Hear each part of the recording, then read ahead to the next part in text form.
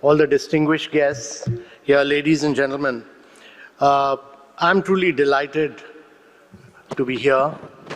Let me take this opportunity to welcome all the distinguished guests who've come from different parts of the world, all the G20 member countries, and many young leaders who've assembled here today.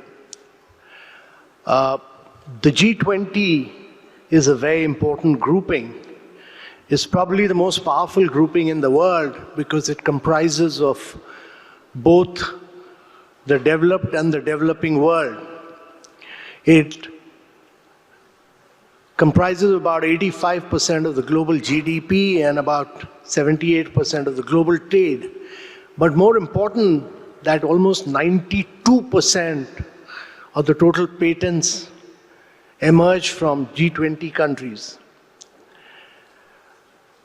G20 has played a very critical role in the past, at times when economic growth was impacted, when financial progress was impacted, and so on.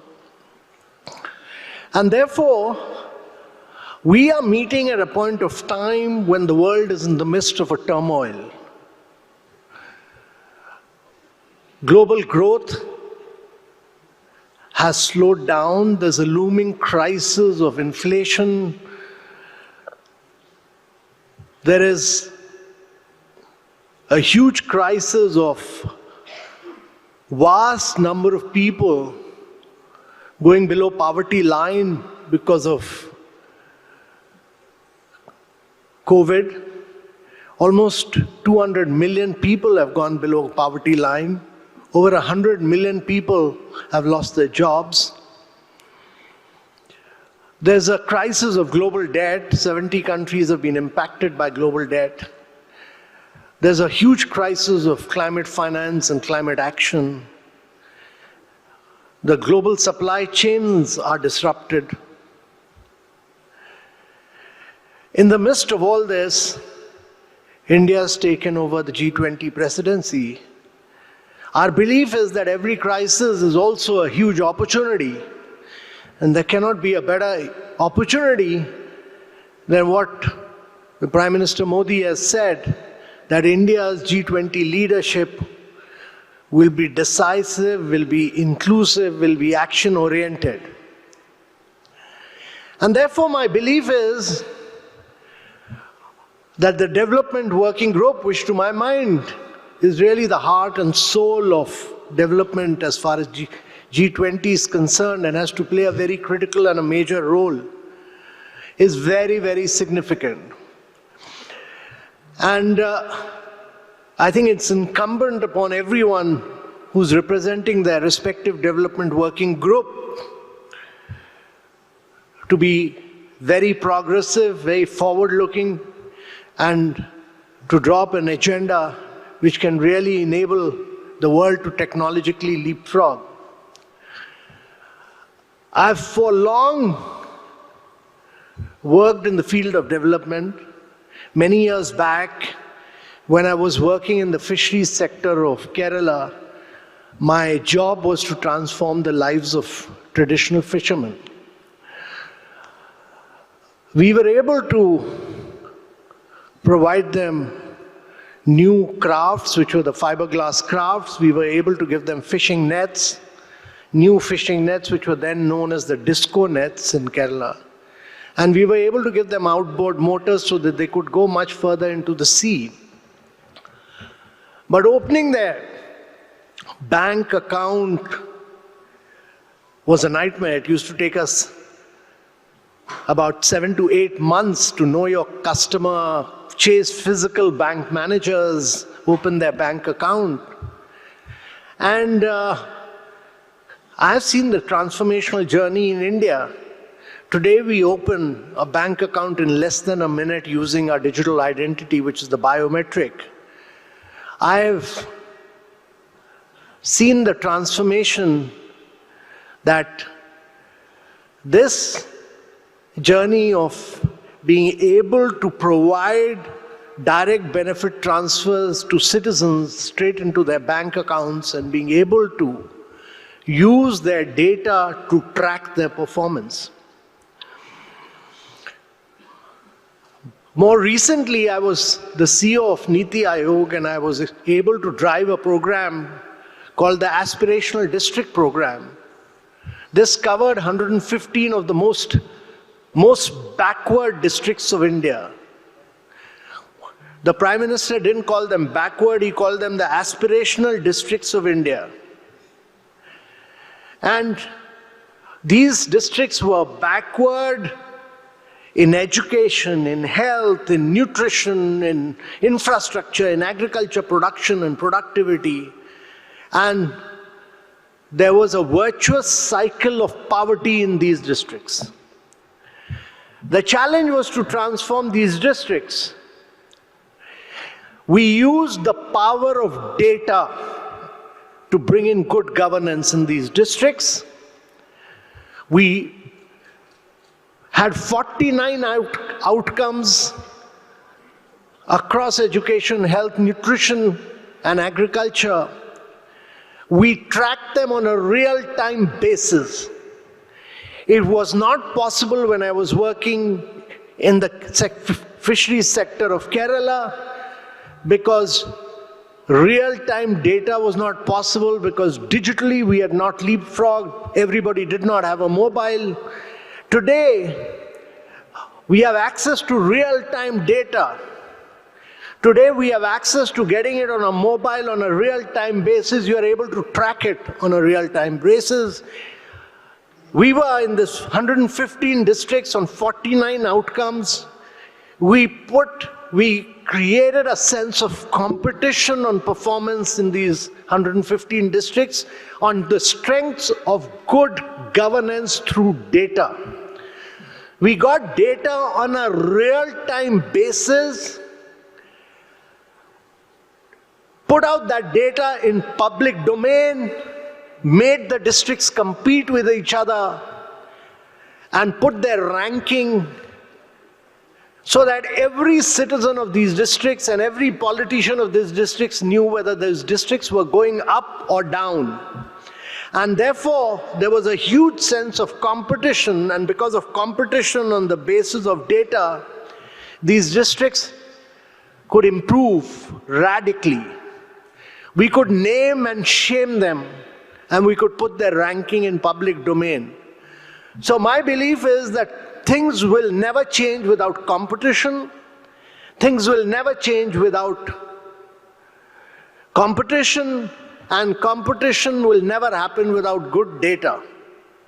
And therefore, our ability to access good quality data on a real-time basis, get it verified by third parties, putting it in public domain so that the world knows what's happening. Bringing in transparency is the key. And I have seen these districts which remained in poverty for 65 to 70 years, transforming within a period of 2.5 to 3 years on the basis of the power of data.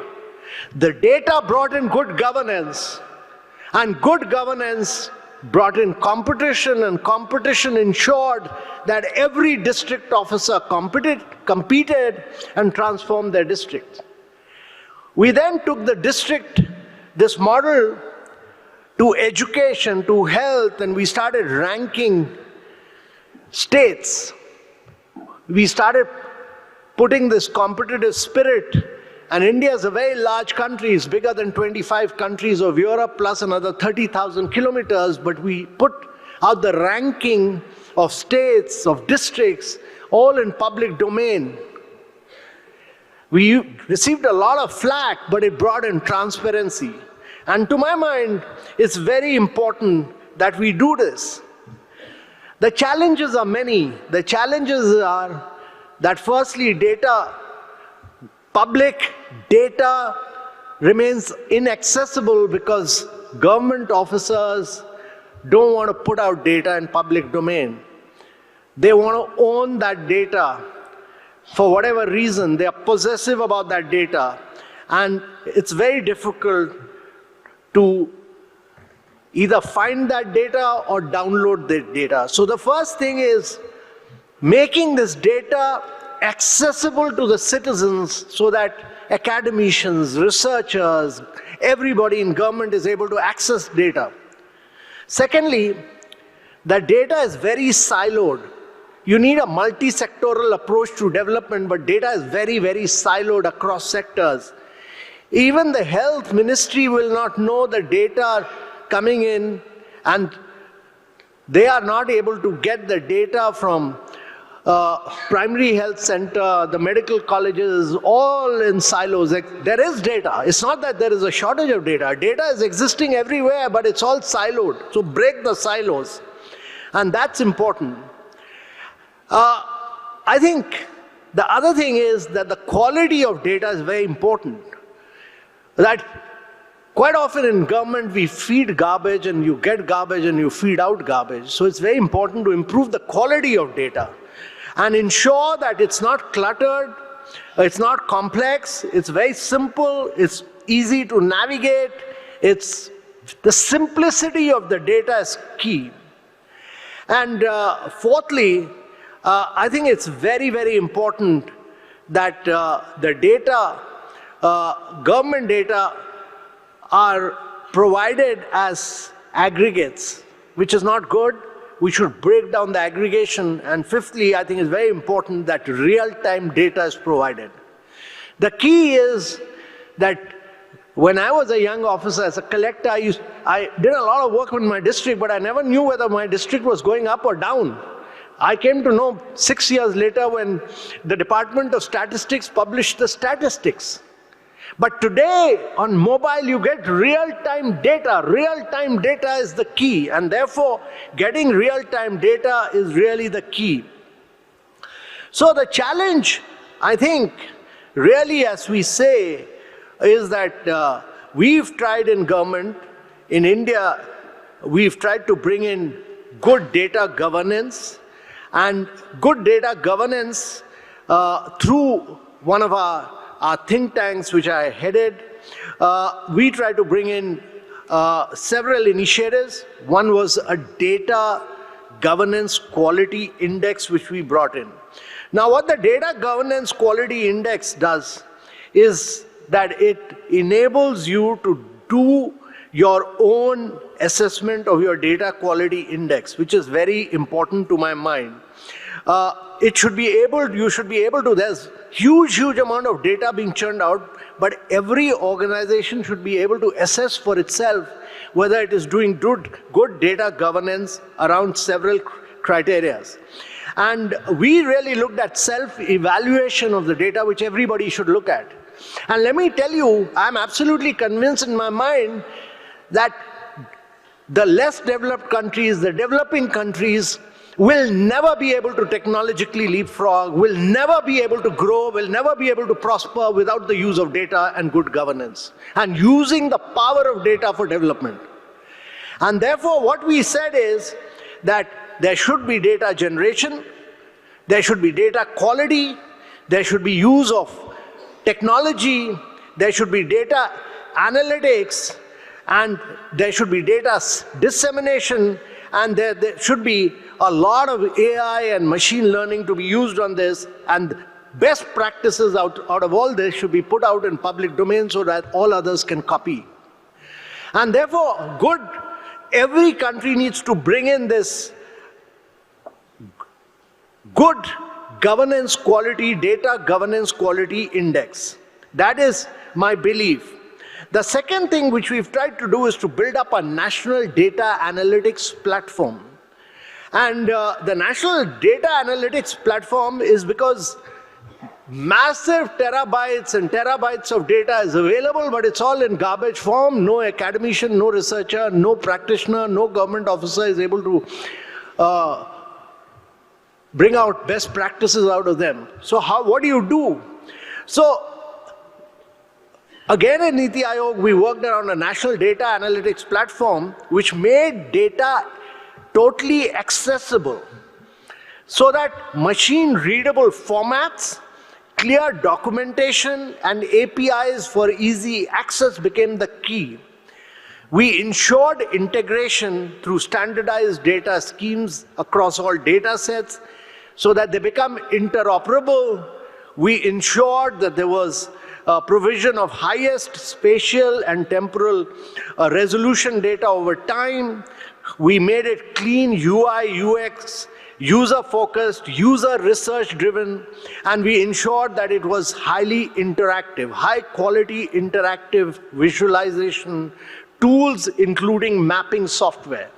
Now, these are really the key, because not that there is no data, but every government department thinks he owns data. The data may be available in marketplace, but he doesn't want to part with it. So you bring in that data, put it in a platform, make it easy, accessible to everybody, and bring out all the best practices. So my learning from all this is based on my own experience. And my experience is that I worked very hard in the lives of fishermen, but I could not transform it. I could not bring in competition. I could not bring out best practices, because at that point of time in my career, there was no access to good data. I could not bring in good governance there, though I worked very hard. In aspirational district, I could transform 115 aspirational districts of India in 2.5 to 3 years' time, which would have taken India 6 decades. 3.5 years, what would have taken 6 decades because of data for development. And that is what data for development does. But it's a tough job. It's not an easy job. And that is what the high principles of how it must be done must be brought out by all of you sitting here today, so that we make this a very key issue for growth and development. A lot of work G20 has done on data free flow for trust and all, but to my mind, if you want to change the lives of citizens across the world, if you want to change the lives of less developed countries, if you want to change the lives of even developed countries, you need data for development on a real-time basis, and make it accessible to citizens across the world, so that every political leader, every government servant, every government officer is named, shamed, and questioned on the basis of his performance on good quality data. And those principles must be laid out in today's meeting by all of you working today. Thank you very much, ladies and gentlemen.